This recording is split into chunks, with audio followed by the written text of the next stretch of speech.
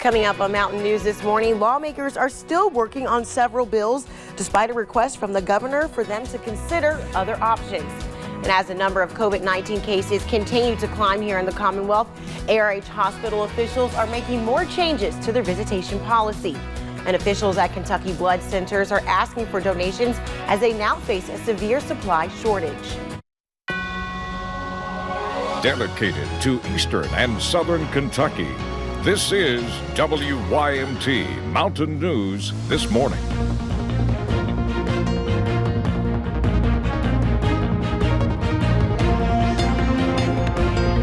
Good morning, and thank you for joining us on Mountain News this morning. My name is Lacey Roberts, and the temperatures yesterday were beautiful outside, and I think I made it right inside, Brandon, before that rain came tumbling down. But it was nice to see that little break that we had. Oh yeah, and here's the thing. I think you're going to get breaks at times today, and temperatures will be even warmer than they were yesterday. So let's take a look and see what happened overnight.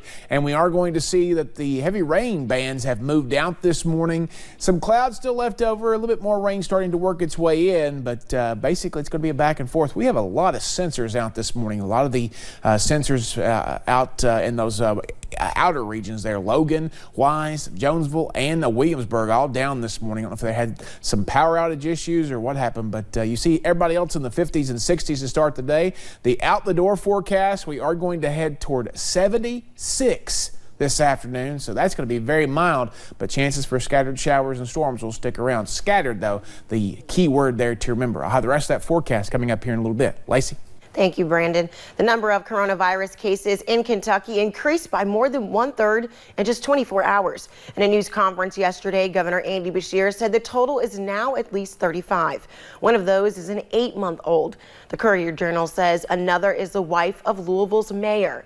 Other cases include elderly Bourbon County woman and a person in Kenton County. Now, there are still no confirmed cases here in southeastern Kentucky. The state of Tennessee announced more than 20 new cases of COVID-19 yesterday. This map right here shows those affected areas. There are now 101 confirmed coronavirus cases in the volunteer state. The yellow areas are counties that are previously reported cases, while the red areas are counties reporting those new cases. You can see the most are centered around Nashville, which sits in Davidson County, where there are currently 58 confirmed cases. Lawmakers are still working on several bills despite a request from the governor for them to consider other options. On Tuesday, Governor Beshear asked lawmakers to either adjourn or quickly pass a budget. If they adjourned, he would call a special session later just to consider a spending plan.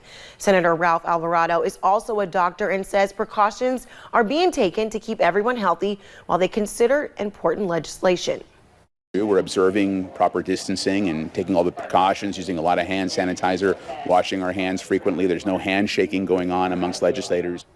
Senate leadership have said they hope to vote on their version of the budget by late this week and then have a conference committee iron out differences next week. And starting immediately, ARH hospital officials decided to limit all visitation, meaning absolutely no visitors will be allowed. Most visitor entrances will be shut down.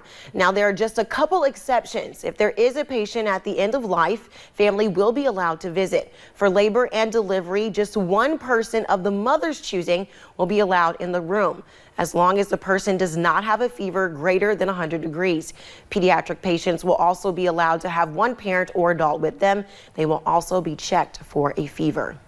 I've been in the healthcare industry for over 20 years, and I've never seen this happen before. These are unprecedented times, but it is what we have to do in order to ensure that our most vulnerable population is safe. Dr. Brayman did say she's encouraging families to take advantage of technology. FaceTime your loved ones during this time you cannot visit. The staff is ready to assist patients with that. Doctors at UK Hospital are explaining how they will go about ending elective procedures. It's all in an effort to conserve supplies and space in anticipation of more COVID-19 cases being confirmed. The good news is that doctors say there is enough supplies right now. They currently own 193 ventilators. Employees also confirmed right now there is enough masks, gloves, and gowns to cover employees. And recent cancellations related to COVID-19 have also impacted the state's blood banks. The cancellation of blood drives across the Commonwealth means a loss of nearly 2,000 projected blood donations.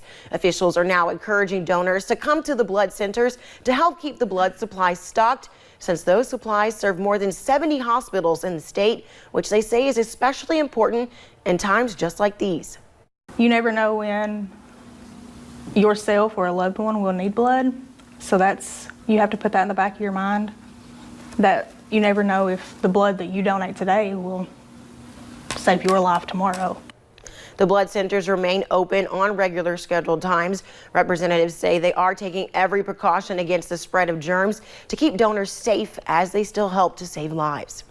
Governor Beshear also urged Kentuckians to limit attendance at funerals.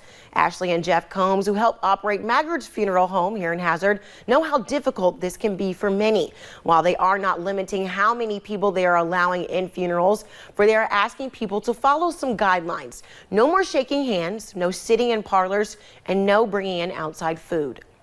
Well, just like, churches and, they kind of correlate with funeral homes. A lot of older people still have that tradition and respect of coming out and paying their respects. And, at the time of death, that's when people try to overlook what's going on and still come out and pay that respect. And so that's to keep the elderly population and the ones at risk safe as well as ourselves, Yes. Again, the funeral home is not forbidding anyone from coming. They will, however, if the governor orders it. Officials with London downtown have decided to postpone this year's Redbud Ride. The annual bike ride was scheduled for April 18th. We are told if riders cannot attend the new date when it is announced, they will have the option of applying the fee they have already paid toward the 2021 race, which is scheduled for April 17th, 2021. Well, thank you for getting your day started with us here on Mountain News this morning. Coming up, we will tell you how the spread of COVID-19 is impacting some possible outdoor activities as we head into spring.